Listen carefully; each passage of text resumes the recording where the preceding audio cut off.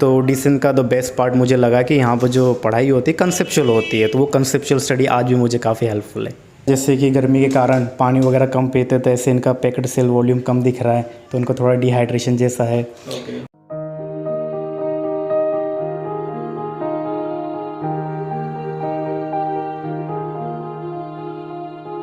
Hey guys, welcome to my channel. चलो फिर पढ़ते हैं डिसेंट गॉट टैलेंट एपिसोड 6 और हमारे साथ है अफरान शेख।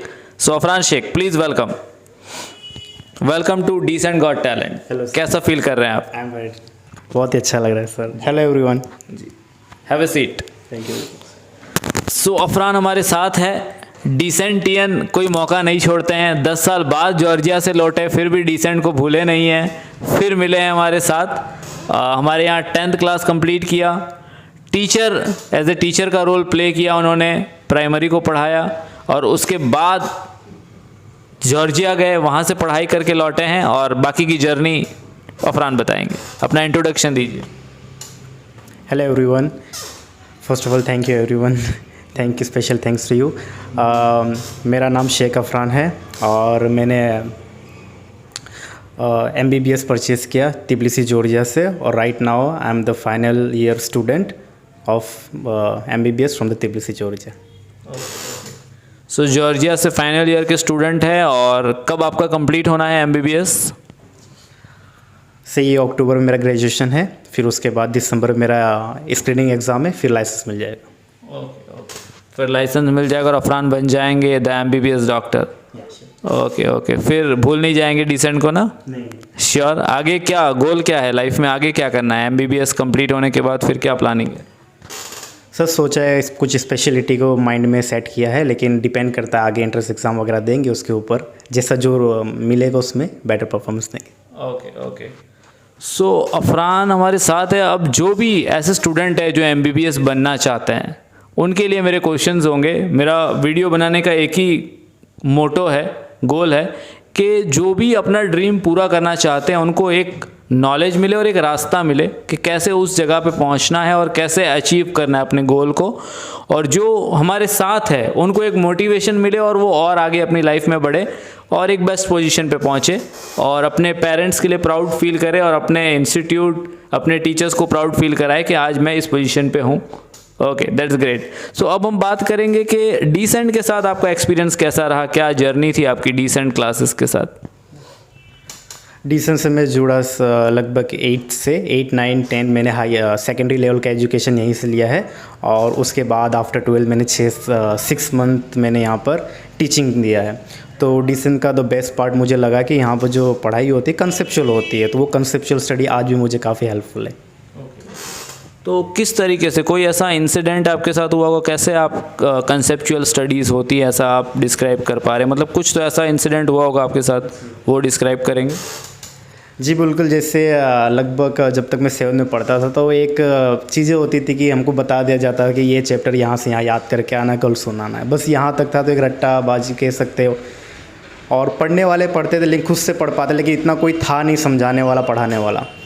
तो डिसेंट में आने के बाद फैकल्टीज़ काफ़ी अच्छी थी, और अकरम सर जैसे आपने काफ़ी अच्छा एक होता है ना कि पाथ देना, किसी चीज़ को वे देना, तो वो काफ़ी आपका मैनेजमेंट मुझे ज़्यादा सही लगा। और सबसे बेस्ट पार्ट कंसेप्चुअल स्टडी इसलिए बोलता हूँ मैं कि मैं जब 8th में यहाँ पढ़ने आया, जैसे एग्जांपल मैं साइंस पढ़ता था तो मुझे साइंस बहुत ही इंटरेस्टिंग लगता था, तो लेकिन बहुत से क्लासेस टीचर्स में ऐसा हुआ करता था कि उन लोग खाली बोलते थे, कहते थे कि आपको यहाँ से याद करके आना है, लेकिन वो मीनिंग नहीं निकलता था कि आप क्या याद किए, उसका क्या मीनिंग निकला, आप उससे क्या अंडरस्टैंड किए, आप उसके बारे में क्या समझते हो, क्या जानते हो, क्या कंसेप्ट बनाते हो। ठीक है, तो ये चीज़ मुझे डिसेंट से काफ़ी फ्रीडम मिला, कंसेप्चुअल लर्निंग का फ्रीडम मिला, और मैं एग्ज़ाम वगैरह भी अपने पैटर्न में ही देता था।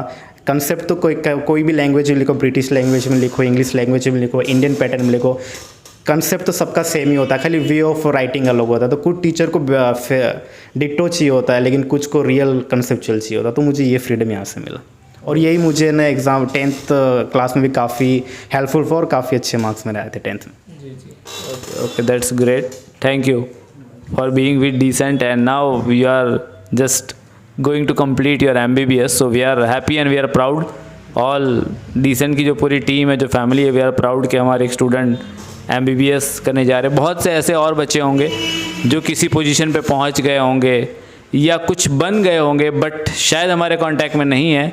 बट और बहुत सारे ऐसे बच्चे हैं जो स्वामीनारायण वाले, एक हार्दिक है हमारे, फिर रिशु है, कोई इंजीनियर बन रहा है, कोई कुछ कर रहा है, अभी बस कंप्लीट होना है सबका।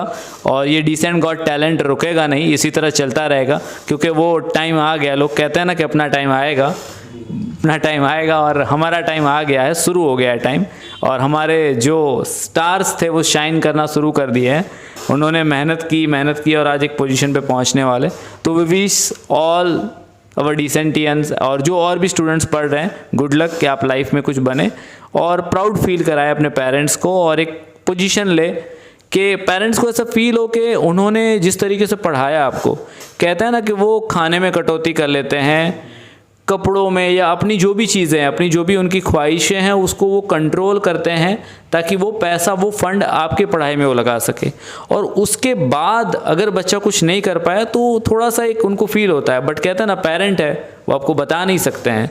बट जिस तरीके से, जिस शिद्दत से उन्होंने चीज़ों को किया आपके लिए, अगर आप उसको कंप्लीट करते हो, यानी एक पोजीशन पे पहुंचते हो, कोई भी जो आपका लाइफ में गोल है वो अचीव कर लेते हो ना, तो प्राउड मोमेंट जो उनके लिए होता है ना, वो लफ्ज़ों में बयान नहीं हो सकता, ऐसा समझिए आप। उनको जो फीलिंग्स आती है ना, वो कहते हैं ना कि उनका सीना चौड़ा हो जाता है। जब वो वॉक करते हैं ना तो उनकी वॉक चेंज हो जाती कि अब मेरा बेटा ये बन गया। सोचो आपके पापा ही है, एक मिडिल क्लास फैमिली से आप है, ठीक है, मैं जानता हूँ पूरी तरह से, हम लोग मिले हुए हैं। अब जब आप बन जाओगे, जॉर्जिया से कंप्लीट करके अपनी डिग्री एक डॉक्टर बन जाओगे आप, तब उनकी फीलिंग्स क्या होगी, सोसाइटी में उनका क्या एक रुतबा होगा। तो ये जो उन्होंने मेहनत की कई साल, उसका एक रिज़ल्ट जब आप लेके आएंगे ना, तो इट इज़ मतलब ऐसा लगता है कि हाँ आपने अपना फ़र्ज़ निभाया और जो उन्होंने आपके लिए किया था आपने कर दिखाया, कि उनकी मेहनत ज़ाया नहीं गई ऐसा। और अगर नहीं पढ़ना है तो जो भी फील्ड में जाना चाहते हैं, टेक्निकल फील्ड या उसमें जाके आगे बढ़ जाना चाहिए, बट कहीं ना कहीं सेटल हो जाना चाहिए, क्योंकि वो चाहते हैं कि उनके रहते हुए उनका बच्चा सेटल हो जाए और अपनी लाइफ को उस तरह से बिताए, जैसे कहते हैं ना कि उनको जो तकलीफ़ें आई, जैसे वो मान लो अच्छी स्कूल में नहीं पढ़ा पाए या वो जिस तकलीफ़ में अपने बच्चों को पढ़ाए, वो चाहते कि वो तकलीफ़ आपको ना आए अपने बच्चों के लिए। अभी अगर बच्चा कोई MBBS करना चाहता है ना, बहुत सारे बच्चे चाहते हैं MBBS बनना, तो उनको एक गाइडेंस चाहिए कि 12th के पहले क्या प्लानिंग होनी चाहिए, 12th में क्या रिक्वायरमेंट्स है, यानी बोर्ड्स 12 बोर्ड्स में क्या रिक्वायरमेंट है, नीट में क्या रिक्वायरमेंट है, जो नीट UG है हमारा, कि क्या रिक्वायरमेंट है, और कैसे वो MBBS तक पहुंच सकता है, वो आप थोड़ा सा ब्रीफ में डिस्क्राइब करें। जी बिल्कुल, जैसे कि आफ्टर 10th हमें MBBS के अगर मेडिकल फील्ड में जाना या कोई भी मेडिकल फील्ड में जाना हो तो बायो लेना पड़ता है। तो 11-12 हम बायो से करेंगे। उसके अंदर हमारे 3 मेन सब्जेक्ट होते हैं, फिजिक्स, केमिस्ट्री एंड बायो, जिसको शॉर्ट में PCB बोलते हैं। तो अगर हमें MBBS आगे जाके MBBS करना है तो उसकी क्वालिफिकेशन के लिए एटलीस्ट 50% PCB में होना चाहिए। मतलब 11-12 में PCB में 50% होगा तो ही आप MBBS करने के एलिजिबल हो। ये एलिजिबिलिटी देती है MBBS की। दूसरी मिनिमम होनी चाहिए PCB में। और अब अगर MBBS करना हो तो उसका एक अलग से एंट्रेंस एग्ज़ाम होता है। अब आपने 12th में 50% लाए, 60% लाए, 90% लाए, मैटर नहीं करता है, लेकिन आपको एक एंट्रेंस एग्ज़ाम देनी पड़ेगी जो नीट अंडर ग्रेजुएट है, उसके अंदर आपको स्कोर करना पड़ेगा और उसमें मेरिट लगता है और उसके बेसिस पे आपको MBBS की सीट मिलती है। तो MBBS बनने के लिए आपने बता दिया कि एकेडमिकली ये रिक्वायरमेंट है, बट अगर हम बात करें कि एक्सपेंस, यानी कि उसको फाइनेंशियली क्या रिक्वायरमेंट होगी, तो किस तरह से वो प्रिपेयर रहे, प्री प्लानिंग रहे, लोन्स भी मिल सकते हैं क्या, एक बच्चे को क्लैरिटी होनी चाहिए। जैसे किसी के पास फाइनेंशियली स्ट्रांग नहीं है तो वो सोचता है कि भाई वो नहीं कर सकता है MBBS।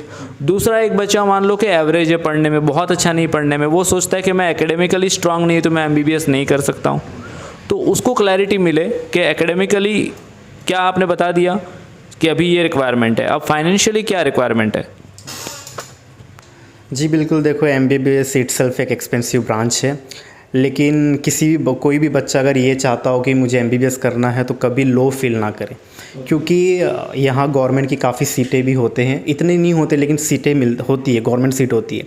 अब इसमें अगर आप कोई बच्चा इच्छा करता है कि मैं MBBS करूँ, अगर वो मेहनत करता है, उस लेवल का मेहनत करता है, जैसे 720 मार्क्स उसमें से 550 के अराउंड लाता है, तो आराम से उसको गवर्नमेंट सीट मिल जाती है। हाँ, जिनके मार्क्स कम आते हैं, जैसे कि 350 का प्लस आता है, 400 के आसपास आता है, तो उनको स्टेट कोटा मिलता है, जिसमें लगभग एवरेज में बताऊँ तो 5 से 6-7 लाख रुपए साल का फ़ीस होता है।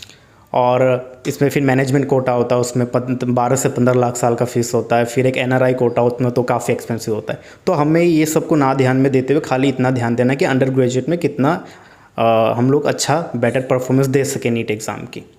ओके। तो आपके पास या आपके कांटेक्ट में कोई ऐसा पर्सन है जिसको गवर्नमेंट कोटा से मिल गया है एडमिशन, और आप अपने बारे में बताएं कि आपने कैसे क्या स्कोर किया था और आप कैसे आगे बढ़े, यानी अपना एक्सपीरियंस आप शेयर करेंगे तो बच्चों को थोड़ी क्लैरिटी मिलेगी, जो भी MBBS बनना चाहते हैं हमारे बच्चे। जी बिल्कुल, देखो एक ये कास्ट का भी काफ़ी रोल प्ले करता है, जनरल OBC ST में भी, लेकिन इतना भी मेजर रोल नहीं प्ले करता, जैसे कि 50 से 100 मार्क्स का फ़र्क होता है। मेरे कुछ फ्रेंड्स हैं जिन्होंने काफ़ी अच्छा अंडर ग्रेजुएट में एक क्या बोलते हैं परफॉर्मेंस दिया, काफ़ी अच्छा स्कोर किया, लगभग 550 के ऊपर लाया। उन लोग गवर्नमेंट सीट लिए, यहाँ सिविल से भी पढ़े हैं और कुछ लोग महाराष्ट्र से भी पढ़े हैं, गवर्नमेंट सीट ले। उसमें कितना एक्सपेंस होता है? गवर्नमेंट में कोई एक्सपेंस नहीं होता है, पूरा खर्चा आपका गवर्नमेंट रहता है, बस 4 से 5 हज़ार साल का फीस होता है। 4 से 5 हज़ार 6 हज़ार रुपये मैक्सिमम फीस, वो फॉर्मेलिटी। कितना स्कोर करना होगा उसके लिए लगभग आप मान लो कि 720 का आपका ओवरऑल नीट अंडर ग्रेजुएट का पेपर है, तो उसमें से अगर आप 500 के ऊपर आपका टारगेट होना चाहिए। अगर आप ओपन, हाँ, अगर ओपन कास्ट में आते हो तो, अगर OBC हो तो 450 में भी हो सकता है। मतलब हर साल मेरिट निकलता है, उस मेरिट के हिसाब से कट ऑफ बनता है, उसके बेसिस पे मिलता है अभी। और जैसे कि मेरे जनरी की बात करोगे तो मैंने जब मैं 11-12 पढ़ रहा था, तभी मेरे बचपन से ऐसा शौक़ था कि मैं बाहर से पढूं, आगे की हायर सेकेंडरी एजुकेशन बाहर से करूं। लेकिन मैं इतना अवेयर नहीं था कि मेडिसिन यहाँ अच्छा होता है कि वहाँ अच्छा होता है। लेकिन आज मैं ये कह सकता हूँ कि मेडिसिन आप दुनिया के किसी भी कोने में चले जाओ, अगर आप पढ़ोगे तो पढ़ लोगे, तो इतना मेजर डिफरेंस नहीं है। तो मैं 11th में था, तभी मेरे कुछ नॉन थे जो बाहर से अब्रॉड से MBBS करे थे और यहाँ पे आके स्क्रीनिंग एग्ज़ाम पास की थी और लाइसेंस लेके आज एज ए डॉक्टर प्रैक्टिस भी कर रहे हैं। तो मैं 11-12 में काफ़ी मेंटली प्रिपेयर हो गया, मुझे बाहर ही जाना है। तो मैंने 11-12 को जस्ट 63% PCB मैंने लाए थे और मैं नीट अंडर ग्रेजुएट के लिए प्रिपेयर नहीं था और ना ही मैंने क्वालिफाई किया था। लेकिन हाल में अभी मैं बता दूं कि अगर आपको अब्रॉड से भी MBBS करना है तो नीट क्वालिफाई होना मैंडेटरी है। ये दो चीज़ मैंडेटरी। उस दौरान यानी कि 2017 जी, है ना, यानी उस दौरान नीट क्वालिफाई करना मैंडेटरी नहीं था। बिना नीट क्वालिफाई किए भी बंदा MBBS कर सकता था। हाँ, एक ही क्राइटेरिया था जो था कि PCB में 50% प्लस होना चाहिए, तो आप कर सकते हैं। बट अभी जो क्राइटेरिया है करंट, वो ये है कि आपको नीट क्वालिफाई करना है और उधर 50% प्लस भी होना चाहिए 12th बोर्ड में, दोनों क्राइटेरिया है ना, तब जाके आप MBBS कर सकते हैं। ये इंडिया के लिए सिर्फ है या अब्रॉड के लिए है? देखो, नीट क्वालिफाई अगर सिर्फ क्वालिफाई है तो ऑब्वियसली अब्रॉड के लिए। इंडिया में आपको अगर MBBS की सीट लेनी तो वो मेरिट पे डिपेंड करता है। ओके, यानी वो मेरिट पे डिपेंड करना, सिर्फ क्वालिफाई करने से नहीं हो पाएगा। यानी आपको जैसी कॉलेज में और जो कोटा में एडमिशन चाहिए उस बेसिस पे आपका स्कोर होना चाहिए और कट ऑफ डिपेंड करेगा, उसके बेसिस पे फिर आप आगे बढ़ सकते हैं। यानी जो MBBS बनना चाहते हैं उसको आप कोई टिप देना चाहेंगे, आपका जो जर्नी रहा उसके बेसिस पे? मेरा पर्सनली प्रेफरेंस यही रहेगा लोगों से कि कभी भी कोई भी चीज़ को सोचे हो ना, तो उस चीज़ के लिए मेहनत करना ज़्यादा ज़रूरी है। तो कभी लो मत फील करना कि जैसे आपने सोचा कि मुझे MBBS करना है तो खाली MBBS सोच के छोड़ मत देना। आपके लिए यहाँ जैसे रिक्वायरमेंट क्या MBBS के लिए, अंडर ग्रेजुएट नीट की एग्ज़ाम है, तो आप जितना अपना 100% हो सकता है आप उस एग्ज़ाम के लिए दीजिए। ये मत सोचिए कि मुझे MBBS लेना है, ये लेना है, वो लेना है। खाली नीट अंडर ग्रेजुएट में अपना मैक्सिमम दीजिए, उसमें स्कोर आएगा, खुद आपको अच्छी जगह ले जाएगा। ओके। चलिए, ये एक गाइडेंस वीडियो होगा, तो मैं व्यूअर्स से कहूँगा कि आप इस वीडियो को देखें और जो भी ऐसे बच्चे हैं जिनको इसकी ज़रूरत है उसको आप शेयर करें कि उनको एक गाइडेंस मिले, क्योंकि बहुत सारे ऐसे बच्चे हैं। रिसेंटली ही मेरे पास एक स्टूडेंट आए थे, रब्बानी, जो मेरे पास पढ़े थे, सिद्दीकी रब्बानी। 12th में उनका समथिंग 90+ PR था। अब वो सोच रहे कि सर नीट में मेरा शायद 300 समथिंग आएगा, तो मैं ड्रॉप लेना चाहता हूँ। तो बहुत से बच्चे ऐसा सोचते हैं मैं ड्रॉप लेके फिर करूँ। कुछ बच्चे सोचते हैं कि अगर मेरा स्कोर नहीं हो पाया तो मैं BHMS कर लेता हूँ, MBBS नहीं हो पाएगा मुझसे। कोई सोचता है मैं BDS कर लूँ। यानी ये अलग अलग सोच लेते हैं लोग। तो उनको क्या करना चाहिए, ड्रॉप लेके करना चाहिए या किस तरह से तैयारी करनी चाहिए? जी बिल्कुल, बहुत ही अच्छा सवाल है और ये पूरा का पूरा डिपेंड होता है सेल्फ कॉन्फिडेंट पे। अगर आज आपके 300 आ रहे हैं और आप श्योर हो कि मैं और मेहनत करके 450 ला सकता हूँ नेक्स्ट टाइम, तो ज़रूर आपको 1 साल ड्रॉप लेना चाहिए। तो ये बहुत ही प्लस पॉइंट रहेगा कि बच्चे के अंदर सेल्फ कॉन्फिडेंट है। लेकिन बच्चा 300 लाने के बाद अगर एग्जॉस्ट हो गया है कि कह रहा है कि मैं मैक्सिमम अफोर्ड मेरा इतना इससे नहीं हो सकता, तो उसके लिए बेटर ऑप्शन है कि जो उसको ब्रांच मिल रही उसमें चले जाना चाहिए। यानी कि अपना साल वेस्ट ना करे। उस पर डिपेंड करता है, उसके कॉन्फिडेंस पे डिपेंड करता है कि उसको ड्रॉप लेना चाहिए या नहीं लेना चाहिए ना। चलिए great, thank you for all this guidance. अब हम बात करेंगे कि अगर मान लीजिए कि नीट क्वालिफाई कर दिया बंदे ने, ठीक है, और मान लीजिए कि 300 के आसपास उसका स्कोर है, 300 समथिंग स्कोर है, जो एवरेज स्कोर लगभग बच्चा अगर थोड़ा पढ़ रहा है तो भी 300 के आसपास स्कोर कर लेगा, 250 300 के आसपास। और उधर भी वो 50-60 ले आया, मान लो एक एवरेज स्टूडेंट है। तो अभी उसको कंपैरेटिवली क्या करना चाहिए, इंडिया से करना चाहिए या फॉरेन से करना चाहिए, यानी अब्रॉड जाना चाहिए? यानी आप थोड़ा सा कंपेयर करें, डिस्क्राइब करें कि फॉरेन की स्टडीज़ कैसी है, इंडिया की स्टडीज़ कैसी है। क्योंकि आपका एक फ्रेंड आपने बताया शायद कि इंडिया यहीं से सिविल से कर रहा है, शायद स्मीमेर से कर रहा है, स्मीमेर से ग्रेजुएट हो गया, कंप्लीट हो गया उनका नाम भी बताइए थोड़ा सा, और आप डिस्क्राइब करिए कि क्या कंपैरेटिवली यहाँ कैसा था और वहाँ कैसा है। तो जैसे मैंने बताया, मैंने MBBS अपने अब्रॉड से किया है। तो वैसे ही मेरा एक फ्रेंड है, बचपन का मेरा चाइल्डहुड फ्रेंड है, खान तैयब अली नाम है, डॉक्टर खान तैयब अली। उन्होंने स्मीमेर मेडिकल कॉलेज से हाल में ही MBBS ग्रेजुएट किया है, इंटर्नशिप भी कंप्लीट किया, और मेरे काफ़ी क्लोज फ्रेंड है और हमेशा हम साथ में रहे हैं और आज भी है, इंशाल्लाह हमेशा रहेंगे। तो दूसरी बात, एक कंपैरिजन की बात ये कहूँ कि जहाँ इंडिया में MBBS होता है वो 4.5 साल का होता है, 4.5 ईयर्स का होता है, और इंटर्नशिप के साथ 5.5 साल लगता है। और एब्रोड की MBBS 19% से ज़्यादा जगह पे आपको 6 साल की होती है। तो ड्यूरेशन ऑलमोस्ट 1.5 साल वहाँ ज़्यादा है।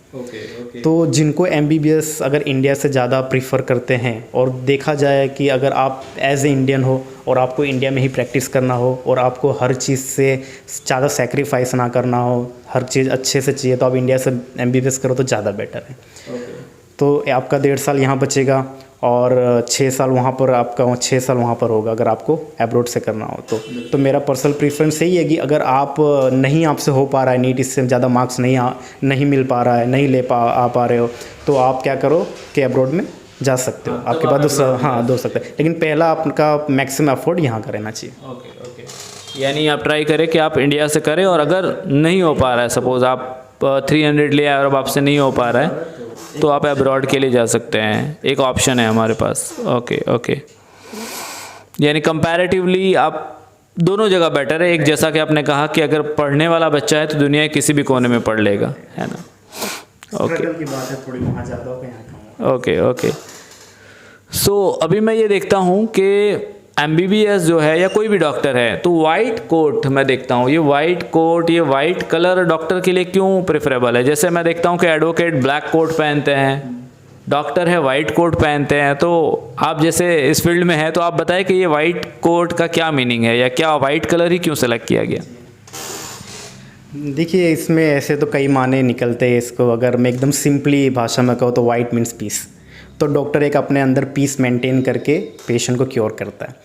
और दूसरा, अगर मेडिकली हम बताया जाए कि वाइट कोट का क्या एक्चुअल मीनिंग है, तो वाइट कोट का एक्चुअल मीनिंग ये है कि जब डॉक्टर प्रैक्टिस करता है, ICU में होता है, वार्ड में होता है, तो कभी भी कोई भी खून का धब्बा लग जाता है या तो कोई भी फ्लूइड पेशेंट का कुछ भी चीज़ लग जाता है, तो जो भी चीज़ होता है इन्फेक्टिव होता है, तो हमको वाइट में तुरंत दिख जाता है कि वो चीज़ यहाँ लगी, तो हम चेंज कर सकते हैं उसको। तो ये इसका रियल मीनिंग है।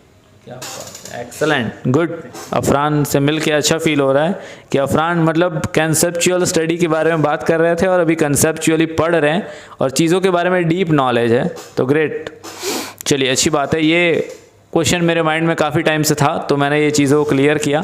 अभी हम बात करते हैं कि एज ए फॉरेन स्टूडेंट क्या चैलेंजेस रहे आपके लाइफ में, है ना। आप फॉरेन में जाके पढ़ाई की आपने, अराउंड कितने साल आपने किया, और क्या चैलेंजेस रहे वो आप थोड़ा डिस्क्राइब करें।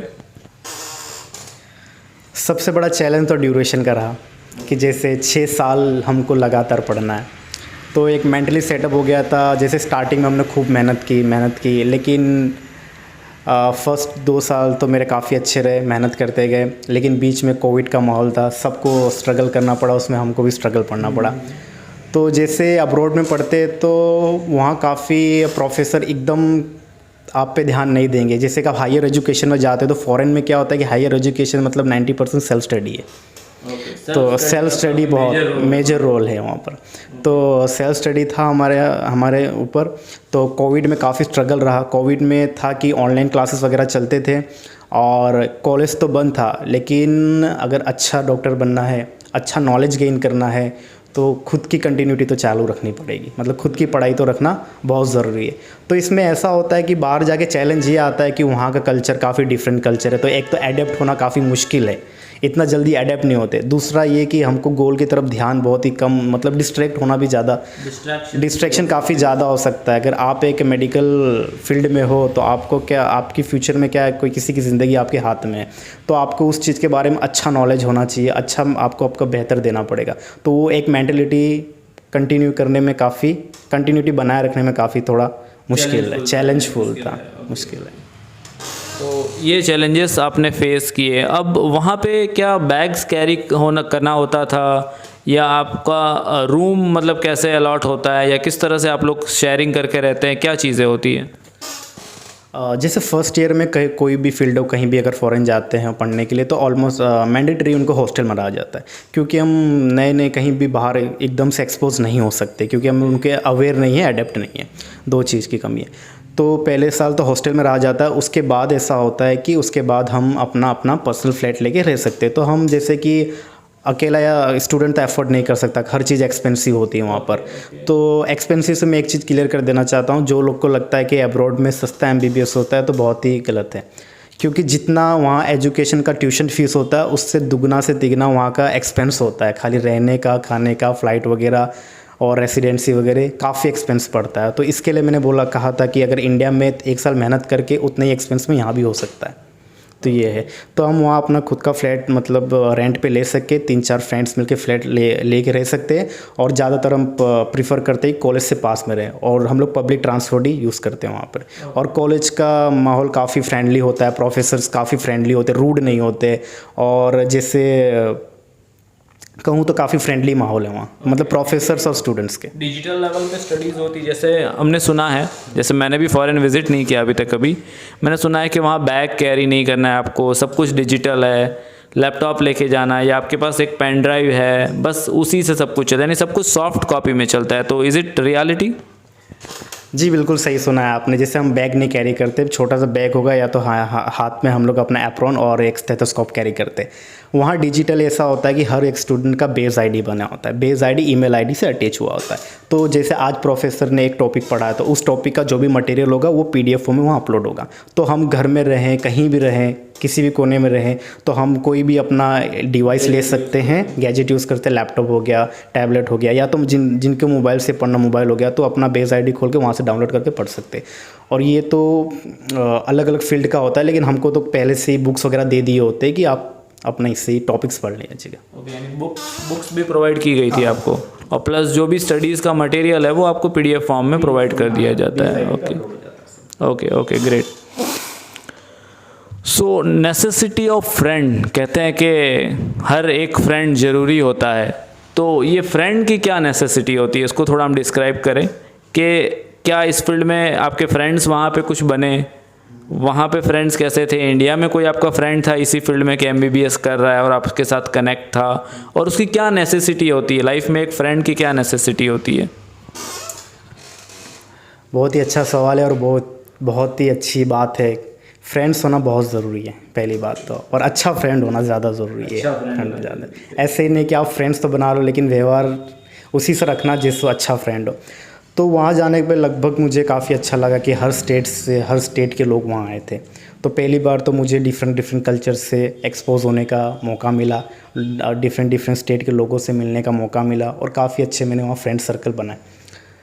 लेकिन मैं चाहे कितना भी फ्रेंड सर्कल बना लूँ, वो एक मेरा पर्टिकुलर एरिया में था, जैसे हम सब एक ही में जोन में थे।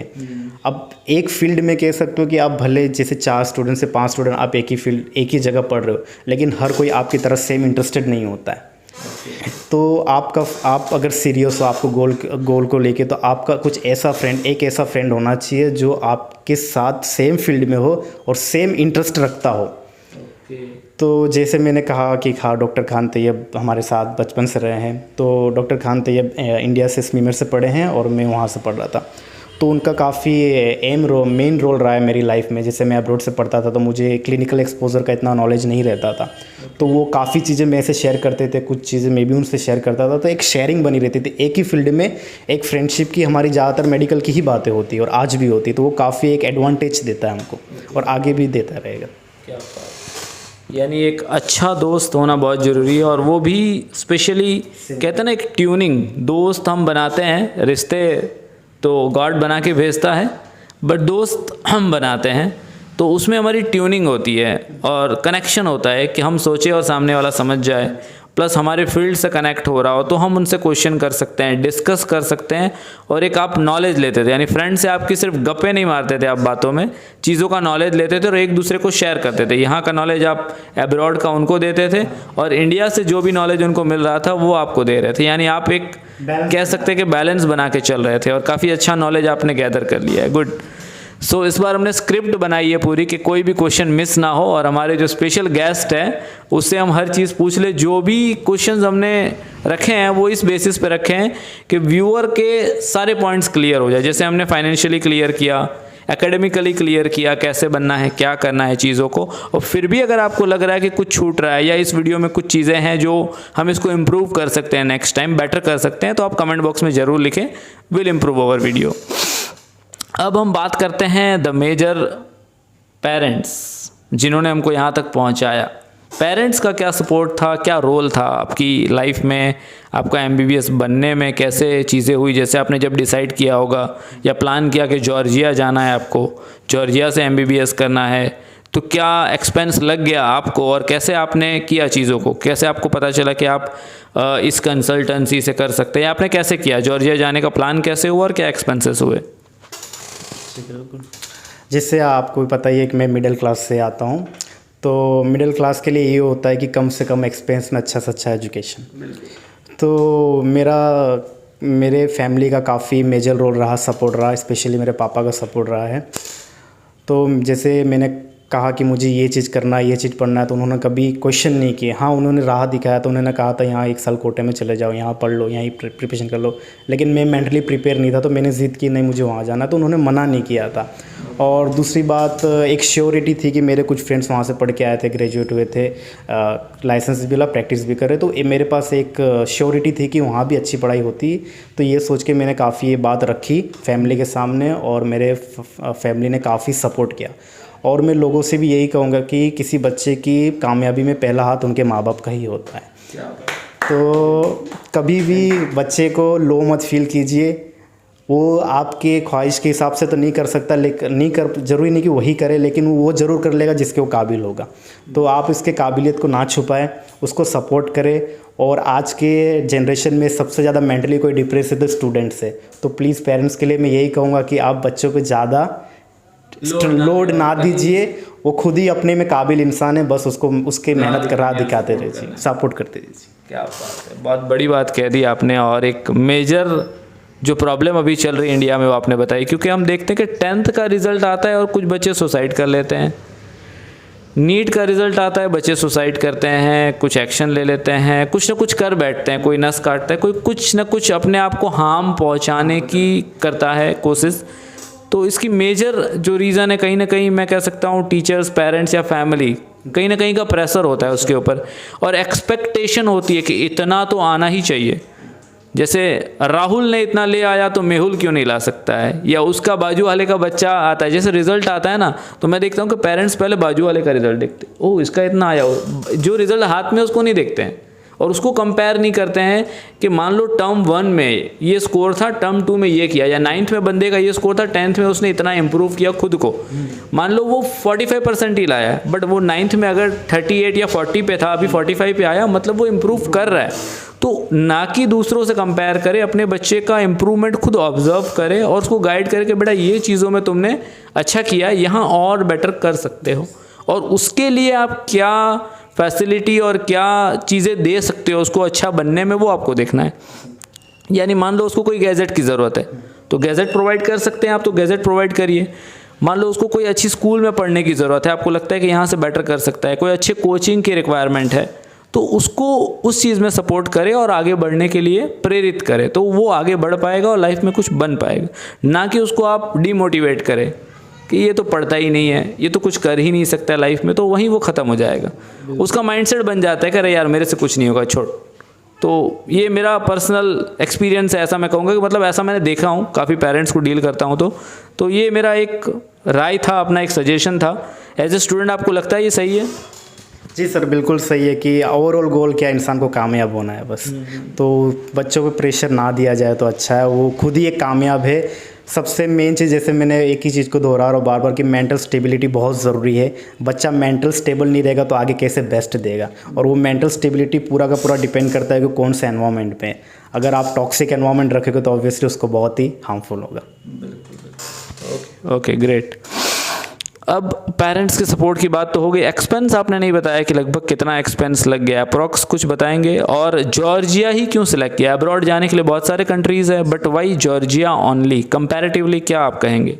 जैसे आपने कहा कि जॉर्जिया ही क्यों, तो नीट क्वालिफाई नहीं हुआ था, ना ही मुझे कुछ अवेयरनेस थी, और लैक ऑफ अवेयरनेस बहुत ही मैटर करता है। मुझे अवेयर नहीं था नीट यूजी में ऐसा परफॉर्मेंस देखे यहाँ सेलेक्ट होते हैं, लेकिन पता था MBBS करना है, तो ऑप्शन पहले से था मेरे पास कि अब्रॉड से करना है, तो मैंने वहाँ चॉइस किया। और मैं श्योर इसलिए था कि मेरे कुछ फ्रेंड्स थे वहाँ पर, ग्रेजुएट हुए थे, वहाँ से लाइसेंस लिए और आज भी यहाँ पे प्रैक्टिस कर रहे हैं। और मुझे कंट्री भी थोड़ी सही लगी कि बाकी कंट्री के कंपैरिजन में जॉर्जिया थोड़ा अच्छा है, तो ये सोच के मैंने वहाँ पर एडमिशन लिया था और अभी तक कंटिन्यू है।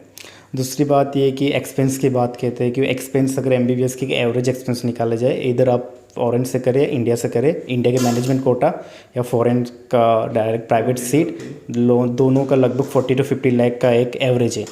लेकिन फिर भी अगर कोई बच्चा ऐसा सोचता है कि इतना लाखों का पैसा लगने के बाद कोई MBBS होता है, तो बहुत ही गलत बात है, क्योंकि गवर्नमेंट सीटें भी हुआ करती हैं, और बच्चा अगर पढ़ने में बहुत होशियार है, होशियार नहीं, बहुत मेहनती भी, जरूरी नहीं होशियार ही हो, मेहनत भी करता हो, तो दोनों ज़रूरी है। अगर बच्चा कैपेबल हो, खुद अगर मोटिवेट हो, अगर 750 में से 550, 720 में से 550 मार्क्स लाने कैपेबल हो, तो वो आराम से गवर्नमेंट सीट ले सकता है। और कोई भी बच्चा डीमोटिवेट हो रहा है, वो कैपेबल हो लेकिन वो डीमोटिवेट हो रहा है, तो एक बार जाके गवर्नमेंट मेडिकल कॉलेज घूम ले, वहाँ हज़ारों बच्चे हैं, काफ़ी सौ बच्चे जो फ्री में पढ़ रहे हैं गवर्नमेंट के पैसे से। तो कभी भी डीमोटिवेट नहीं होना, कभी भी लो फील मत होना, कभी भी कॉन्फिडेंट लैक मत देना, और हमेशा एक कंटिन्यूटी की मेंटेन करना, क्योंकि जब तक आपकी डेंसिटी नहीं आती, उनके बीच में आपको बहुत से डिस्ट्रैक्शन आएंगे, बहुत से आपको स्ट्रगल फेस करना पड़ेगा, बहुत कुछ करना पड़ेगा, लेकिन आप टिके रहे और नहीं हटे तो आप अपने डेंसिटी पे इंशाल्लाह ज़रूर पहुँचेंगे। और तीसरी चीज़ आपने पूछी कि ये लोन वगैरह का क्या सीन है, तो गवर्नमेंट भी लोन देती है, तो गवर्नमेंट का मुझे ज़्यादा नॉलेज नहीं, लेकिन हर एक स्टेट में हायर एजुकेशन के लिए कुछ ना कुछ स्कीम गवर्नमेंट निकालती है। आप अपने पोर्टल में जाके गवर्नमेंट के वेबसाइट से भी देख सकते हो, या तो डायरेक्ट सेवा केंद्र से जाके पता कर सकते हो। और जो प्राइवेट बैंक्स देती है गवर्नमेंट, थोड़ी इनकी इंटरेस्ट ज़्यादा होती है, लगभग 9 से 11% के इंटरेस्ट के हिसाब से लोग बैंक लोन देती है। और उनके लोन का क्राइटेरिया ये होता है कि कुछ मॉर्गेज दस्तावेज वगैरह लेके उन लोग लोन दिया करती हैं, और जब तक आपका एजुकेशन चलता हो, जब तक आपका वर्किंग स्टार्ट ना हो जाए, तब तक आपको कोई भी कुछ पे करने की ज़रूरत नहीं है। हाँ, लेकिन आपका इंटरेस्ट लगता रहेगा, लेकिन जब आपका ख़त्म हो जाएगा क्वालिफ़िकेशन, जब आप एज ए डॉक्टर वर्क करोगे, तो आपको EMI के थ्रू पे करना रहेगा। यानी अगर बंदे के पास पैसे नहीं है तो we have the loan facility, यानी लोन फैसिलिटी से भी पढ़ा जा सकता है, और लोन आपको एजुकेशन लोन मिल जाएगी जो गवर्नमेंट से भी पॉसिबल है, प्राइवेट बैंक से भी पॉसिबल है। और सबसे अच्छी बात यह है कि उसका जो रीपेमेंट है, लोन का रीपेमेंट है, वो आप जब एजुकेशन कंप्लीट करके जब आप अर्निंग स्टार्ट हो जाता है आपका, तब आपको रीपे करना है ना, ऐसा ही आपने कहा। यानी ये बहुत अच्छी बात है। तो अगर कोई फाइनेंशियली कैपेबल नहीं है तो लोन लेके भी पढ़ाई कर सकता है और अपना MBBS कंप्लीट करने के बाद अपनी ही अर्निंग से उस लोन को रीपे कर सकता है। बट जितने ड्यूरेशन के लिए आप फंड बोरो कर रहे हो तो उसका इंटरेस्ट लगेगा, EMI स्टार्ट नहीं होगा बट इंटरेस्ट लगेगा, है ना। तो आपने कैसे किया था, यानी आपने लोन लेके पढ़ाई को किया या फिर कुछ और? जैसे बाकी लोग करते, हमने भी लोन की तरफ पहले ध्यान दिया और काफ़ी प्राइवेट बैंक से हमने कांटेक्ट किए, लेकिन हमें थोड़ा इंटरेस्ट लगा कि इंटरेस्ट थोड़ा ज़्यादा है और आगे जाके ये इंटरेस्ट लेके कुछ ज़्यादा बन रहा है। तो लेकिन जैसे मेरे पापा एफर्ट कर सकते थे उस टाइम, हम एफर्ट कर सकते तो हमने प्राइवेट ही प्रीफर किया। ओके, यानी कुछ प्रॉपर्टी या कुछ सेल करके फिर पापा ने मैनेज किया फंड को और फाइनली आपने पापा ने अरेंज किए फंड्स और आपने पढ़ाई की विदाउट लोन, है ना। चलिए, ग्रेट, वेरी गुड। अब हम MBBS की बात तो कर रहे हैं, MBBS है, ठीक है, बट मैं कहूँगा कि MBBS हो जाने के बाद क्या कंक्लूज़न क्या है? MBBS कंप्लीट हो गया, मान लो डिग्री आ गई, स्क्रीनिंग एग्ज़ाम भी हो गई, है ना। अब उसके बाद क्या, कैसे आगे बढ़ेंगे या क्या होगा, क्या सोर्स ऑफ इनकम होगा, कैसी अर्निंग होगी? देखिए, जैसे आप MBBS कंप्लीट करते हो तो आप एक जनरल फिजिशियन बन जाते हो, एक bachelor of medicine, bachelor of doctor बन जाते हो। तो उसके अगर आगे आपको और एक कोई स्पेशलिटी करनी तो ऑब्वियसली उसका भी अलग कोर्स होता है, उसका भी अलग ड्यूरेशन होता है, तो उसकी भी अलग क्राइटेरिया होती है इंडिया में। तो जैसे स्पेशलिटी करनी तो पोस्ट ग्रेजुएशन बोलते हैं, 3 साल का इंडिया में होता है। तो उसके लिए नीट PG, जैसे नीट UG MBBS के लिए होता है, ऐसे नीट PG पोस्ट ग्रेजुएशन के लिए होता है। तो इंडिया में सीट कम है, कंपटीशन ज़्यादा है, तो ऑब्वियसली उसके लिए भी कॉम्पिटिटिव एग्ज़ाम नीट PG है, उसमें स्कोर करना होगा हमें, और उसके बेसिस पे हमें नीट PG की सीट मिलेगी और आगे स्पेशलिटी कर सकते हैं। ओके, तो आगे स्पेशलिटी के लिए भी क्या हम फॉरेन जा सकते हैं नीट PG क्वालिफाई करने के बाद? ऐसा भी कुछ होता है ऑप्शन? अगर जैसे किसी को आउट ऑफ इंडिया वर्क करना है तो foreign is the best option, क्योंकि यहाँ फॉरेन से हमें काफ़ी यूरोपियन कंट्रीज़ मिल जाती है, जैसे कि जर्मनी हो गई, इटली हो गई, फ्रांस हो गए, पेरिस हो गया, तो कोई भी बड़ी कंट्री मिल जाती है। लेकिन ये पर्सनल चॉइस पे डिपेंड करता है कि आप वहाँ कैसे रहोगे, हैप्पी रहोगे कि नहीं रहोगे, क्योंकि दूसरा देश, दूसरा मुल्क, दूसरी भाषा, बहुत से चैलेंजेस फेस करना पड़ता है, और वहाँ पे क्वाइट एक्सपेंसिव भी उतना ही होता है उनके हिसाब से। तो जितना इनकम होता है उतना एक्सपेंस भी होता है, तो पर्सनल चॉइस है। और दूसरे देश के, जैसे कि आप कहीं से भी ग्रेजुएशन होता है, आपको डिग्री तो मिलती है, लेकिन आपको कोई भी, हर कंट्री का अपना अपना रिक्वायरमेंट होगा। अगर आपको कोई भी कंट्री में अगर प्रैक्टिस करना तो वहाँ हर कंट्री के लाइसेंस एग्ज़ाम होती है, उस लाइसेंस एग्ज़ाम को आप पास कर लोगे तो आपको ऑब्वियसली वहाँ पे प्रैक्टिस करने का मौका मिलेगा। Okay, that's great. यानी ऑप्शन है हमारे पास, और अगर आपको बैचलर के बाद आगे और पढ़ना है और स्पेशलिटी करनी है तो नीट PG आपको क्वालिफाई करना पड़ेगा, उसके बाद फिर आप आगे बढ़ सकते हैं। अब मान लीजिए कि सिर्फ MBBS कंप्लीट करके अगर जनरल फिजिशियन बन के कोई बंदा करता है, वर्क करता है, तो उसकी अर्निंग क्या होगी? कैसे वो लोन को क्या रीपे कर पाएगा? मेडिकल फील्ड में आने के बाद कभी भी फाइनेंशियली स्थिति ख़राब बहुत कम लोगों की देखी जा सकती है, नहीं हो सकता, हो भी सकता नहीं भी, लेकिन ज़्यादातर अच्छी अर्निंग होती है मेडिकल फील्ड से। तो अगर आपने लोन लिया है और आप MBBS कर रहे हो तो आफ्टर ग्रेजुएशन ऑब्वियसली आप उसको पे कर दोगे आराम से, क्योंकि ऑलमोस्ट एक नॉर्मल MBBS की सैलरी 60-70,000 से स्टार्ट होती है पर मंथ। तो आप ये EMI भी निकाल सकते हो और कुछ सालों में जाके वो लैक्स में कन्वर्ट हो सकती है। आप पे डिपेंड है आप कितना केस हैंडल करते हो। और रही बात, तो एक MBBS डॉक्टर भी कम नहीं होता, भले जैसे कि मेडिसिन है, मेडिकल MBBS ग्रेजुएशन का मतलब ये हो गया कि आप मेडिकल साइंस में एंटर हो गए हो। अब मेडिकल साइंस के 3 लेवल होते हैं प्रैक्टिस के मेडिकल फील्ड के, प्राइमरी, सेकेंडरी और टर्सरी लेवल है। आप कोई भी लेवल में हो, अगर आप अपना बेस्ट दे रहे हो तो आप ब्यूटीफुल हो। क्या बात है। चलिए, ओके अफरान, सो आपने पढ़ाई तो की, बट अब मैं चाहूँगा कि थोड़ा सा हम लाइव टेस्ट करते हैं कि आपने कैसे पढ़ाई किया और क्या नॉलेज गैदर किया है, उसको हम चेक करते हैं हमारे व्यूअर्स के साथ। तो मैंने अभी आपको एक रिपोर्ट शेयर की है। मेरे भांजे हैं अब्दुल्ला लखानी, वो आए थे, थोड़े से फीवर था उनको, बीमार थे। तो मेरे एक ख़ास दोस्त है डॉक्टर तौफीक अंसारी, जिनका क्लिनिक ओन में ही है, तो वहाँ पे मैंने चेकअप के लिए भेजा मेरे सिस्टर को, मेरे भांजे थे। तो वहाँ पे गए तो कुछ लैब से रिपोर्ट हुई उनकी, यानी ब्लड टेस्ट हुआ, तो उसकी रिपोर्ट मैंने आपसे शेयर की है। तो उस बेसिस पे आप क्या कंक्लूज़न निकालेंगे और क्या डायग्नोसिस करेंगे और क्या गाइड करेंगे? पहले तो मैं एक छोटा सा हिस्ट्री लेना चाहूँगा। लैब रिपोर्ट तो मेरे पास है, लेकिन मैं पूछना चाहूँगा उनको फीवर कब कितने दिन से था। ओके, थोड़ा कुछ हिस्ट्री दे सकते जी जी, उनको 5 दिन, 4 से 5 दिन तक फीवर था कंटिन्यूस। हो और कोई दूसरी? हाँ, नहीं और कोई तकलीफ तो नहीं, और थोड़ा वीकनेस फील हो रहा था, और उन्होंने स्पेशली खाना खाना बंद कर दिया था, फूड नहीं ले रहे थे वो, और वीकनेस बढ़ती जा रही थी। अक्सर बच्चों में होता है, जैसे कि गर्मी के कारण पानी वगैरह कम पीते, तो ऐसे इनका पैकेट सेल वॉल्यूम कम दिख रहा है, तो इनको थोड़ा डिहाइड्रेशन जैसा है। और हल्का सा दूसरी बात ये है कि नॉर्मल रिपोर्ट तो ऑलमोस्ट नॉर्मल है, लेकिन न्यूट्रोफिल बढ़ा है, तो इसका मतलब हम लिम्फोसाइट बढ़ा है, तो इनको क्या बोलते हैं वायरल इन्फेक्शन था, बैक्टीरियल इन्फेक्शन नहीं था इनको। पहली बात है न्यूट्रोफिल ऑलमोस्ट नॉर्मल है, और वायरल इन्फेक्शन था, तो डॉक्टर को शायद ऐसा लगा होगा कि क्या बोलते हैं हेपेटाइटिस वायरस बच्चों में खासकर होता है पानी वगैरह यहाँ वहाँ का पीने से, तो उन्होंने LFT भी कराया था, लेकिन LFT वगैरह नॉर्मल आया, तो जस्ट कुछ नहीं, नॉर्मल एक वायरल इन्फेक्शन था। ओके ओके, यानी लिम्फोसाइट देख के आपने डायग्नोस किया कि उनको वायरल इन्फेक्शन है या बैक्टीरियल इन्फेक्शन है ना? बैक्टीरियल में होता है तो न्यूट्रोफिल ज़्यादा होता है, लिम्फोसाइट हम ज़्यादातर वायरल को देते हैं। वायरल में लिम्फोसाइट ज़्यादा बढ़ता है, और अगर न्यूट्रोफिल ज़्यादा बढ़ता तो बैक्टीरियल इन्फेक्शन था। और जैसे कि वायरल, और दूसरा हम क्लिनिकली डायग्नोस करें तो अगर ज़्यादा तेज़ बुखार हो तो बैक्टीरियल में होता है, हल्का बुखार रहे तो समझ जाओ कि वायरल में होता है। ओके ओके, तो इसका क्योर क्या है? जैसे ये हमने डायग्नोस तो कर लिया कि ये प्रॉब्लम है, अब यहाँ पे हम कौन सी मेडिसिन देंगे या क्या क्योर क्या होगा इसका? जैसे हम बेसिक नॉलेज में आपको जैसे बताऊं तो क्योर खाली बैक्टीरियल इन्फेक्शन का होता है। वायरल अगर इन्फेक्शन होता है, जैसे कि जो फीवर वगैरह देता है, उसका कोई क्योर नहीं होता, ऑटो इम्यून से ही, मतलब हमारी इम्यूनिटी अपने आप क्योर कर देती है उससे। तो कुछ एक इंक्यूबेशन पीरियड से लेके कुछ समय तक वो अपने आप रहेगा, अपने आप चला जाएगा। उसके लिए कुछ नहीं करना है कि बच्चे को हाइड्रेट रखना है, थोड़ा अच्छा खाना पीना देना है, और कुछ डॉक्टर्स प्रोफाइलैक्टिक एंटीबायोटिक्स दिया करते हैं, क्योंकि जब इम्यून वीक होता है तो और भी कोई दूसरे इन्फेक्शन का चांस बढ़ जाता है, तो कुछ डॉक्टर एंटीबायोटिक भी प्रिस्क्राइब करते तो कर सकते हैं इसमें। ओके ओके, यानी एंटीबायोटिक्स प्रिस्क्राइब कर दिया जाता है ताकि बाकी इन्फेक्शंस और ना लग पाए, क्योंकि हाँ उस टाइम पे जो इम्यूनिटी है थोड़ा सा लो है, तो उसको रिकवर करने के लिए, मतलब इस टाइम पे हम उसको अगर हाइड्रेशन से बचाए, यानी डिहाइड्रेट होने से बचाए, पानी प्रॉपर ले, फूड अगर प्रॉपर ले, तो वो क्योर हो जाएंगे ना। ओके ओके, चलिए बढ़िया, excellent, superb. So at the end हम अब बात करें, कंक्लूजन हो गया कि MBBS के बाद क्या हो सकता है, अर्निंग्स क्या हो सकती है, यानी कि एकदम पूरा पिक्चर हमने क्लियर कर दिया है।